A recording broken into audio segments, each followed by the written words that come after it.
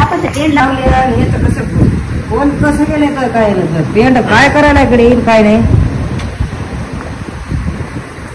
आपण तर 40 पेंटाचे पोते आणले तर म्हशी तर सुधारायला पाहिजे. पेंट बघतो किती राहिली आता रूम मध्ये जाऊ.